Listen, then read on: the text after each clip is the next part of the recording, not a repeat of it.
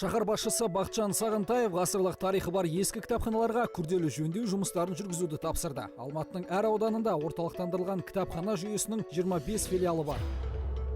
Жыл бойы жүргізілген қарқынды жұмыс нәтижесінде қаладағы 10 кітапхана жаңаша көмкерілді. Енді олар шаң басқан кітап қоймасы емес, заманауи бағыттағы кітап үйіне айналды. Бірінде коворкинг орталығы болса, енді бірінде оқырманға қызмет көрсету сапасы артты. Одан бөлек кітап қоры да айтарлықтай толықты.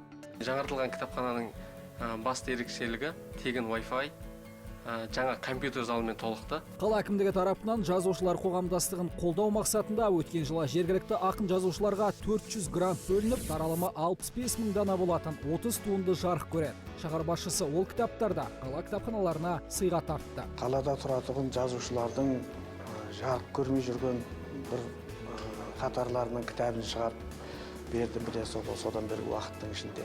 Содан кейін осы көп жылдардан бері қарай тозып тұрған жазушылар одағының ғимаратын жөндеуге қаржы бөліп берді.